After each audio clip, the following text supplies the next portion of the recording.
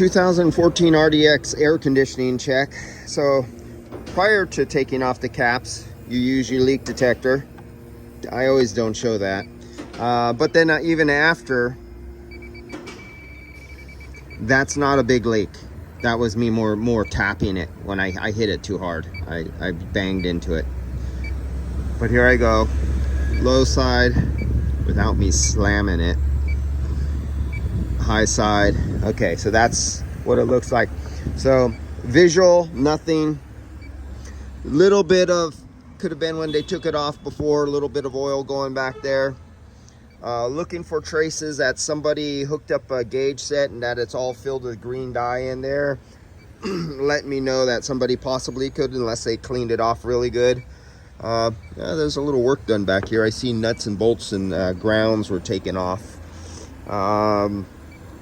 So visual is the first thing. Visual, do with your regular flashlight. Now on this one here, when I did my complete visual, I came with a little bit of discoloration. Don't know if you're going to be able to see it. Let me see if I could zoom in on there. Come on, zoom in. Do you see that little bit of discoloration of the dust? And you see around this fitting right here, it looks, there's a little shininess to it. Let me zoom in there, a little dust buildup. You could see some scrapes. That's where my leak detector was. I was looking for a leak around that fitting right there. And that sensor right there has a little accumulation. But did the accumulation come off the fins where the tubes go to the fins, where they go to the header, and a little bit of oil buildup? Did it come from the O-ring, from that fitting right there, and then the oil spreads out micro thin and builds up a dust coating on it? Or did it come from the seal where that sensor up above seals to that block right there from the O-ring, or the inside of the sensor fails and oil migrates out? So I was using my leak detector all right in there, trying to pick up something. It's really faint. This is a 2014. Did not get very much information, like they've had it serviced somewhere else. Was it serviced before? All this information is important. The service manager, the service writer are responsible for getting information out of the customer, because when you go to a doctor, the more symptoms you give the doctor, the more correct symptoms you give the doctor, the better he could do a good diagnosis.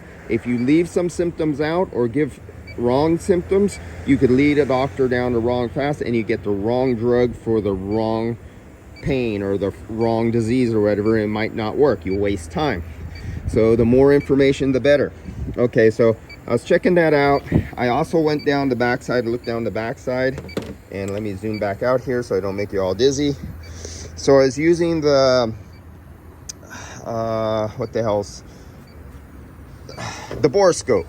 The borescope here that has a little camera lens on the back of it. And I was going all the way down to the back of where that leak was, trying to see if I see more oil build up back there or anything like that.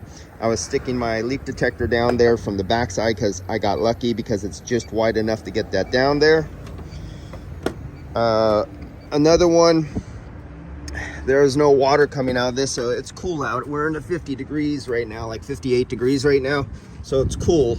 That's always hard. But going up the water, looking up inside here, looking for traces of oil up inside. It's dry right now because they haven't been looking at it. This is looking inside the pipe, and as I go up and down there with the light, you can't see it too good through the camera onto this camera screen and with all the brightness and reflections and stuff like that, but it's perfectly dry up there and there's no oil residue. I went inside with the electronic leak detector, so go through a whole series of videos, and I haven't even hooked up the gauges yet. I confirmed that the AC comes on, and you know, I could see the clutch spinning and everything like that, but that's all I've done now. Now that's my visual. So visual, kind of, you know, visual aided with electronic leak detector, looking for signs of UV dye. Some manufacturers install UV dye right from the manufacturer, that helps. And then your visual with your regular light. So now it's time for me to hook up gauges. First check the quality of the refrigerant with the refrigerant analyzer. I've done videos on that, and we'll see what we go on from there. It just might be a simple routine. It's gone down over many years, but that is a little bit troubling, but I can't prove it because I can't pinpoint it to either the O-ring on the fitting, the O-ring on the sensor, or the sensor body itself up through the sensor, or right where the tubes, the refrigerant tubes, connect to the sensor, because that whole area has a little bit of residue of oil on it, and not all those components are covered with a very, very fine film of oil. So I can't condemn any one. I'm trying to condemn just one and pinpoint it down to the one leak.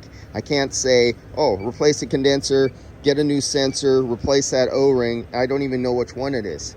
I mean, you know, that's like the condenser, the labor, that sensor. We're talking $1,000 labor right there. I mean, labor and parts and materials, you're talking $1,000, and you can't pinpoint it. Just don't go and condemn it. And if this is, I would like to find out. This is a 2014, and the AC is still working, just not might be as cold. It's only 480 grams. So from 2014 to now, if this is the first time the AC has finally gone down, and that's a slow leak, nothing really to go after. I'll clean it off with some brake clean and get it really clean. If I still can't find it, of course I'm going to add UV dye, but if that is such a low leak, it won't find a leak with UV dye right now. It'll be something like 9 months later.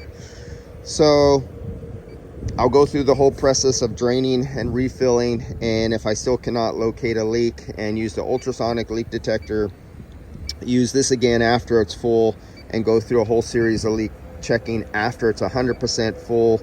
Drive up the high side pressure, and you can unplug the fans and drive the high side pressure up to 250 psi, trying to force a leak to leak, because sometimes some leaks where rubber meets metal and the metal expands at different rates, and you have old hard rubber, say from the seal of that fitting, the seal on that pressure sensor, or the housing of the pressure sensor leaking up inside, they might not leak until they hit 200 psi and have hot refrigerant flowing through them. And when you turn them off, or it's colder and lower, it doesn't leak. So you would never be able to pick it up with any method of leak checking until it reaches that high. So what you do is you like pull the fuses for the hose fans, or you could block it with cardboard, or you could take the connector off, watch your high side reading, drive it up to 250 psi, let it run for, modulate the pressure with fans, keep it up there running for 5 minutes or so, and then come back on the high side and leak check that spot that you think might be leaking. You're trying to force it to leak. And that's all you can do, because not all leaks leak all the time. All right, I'll be back.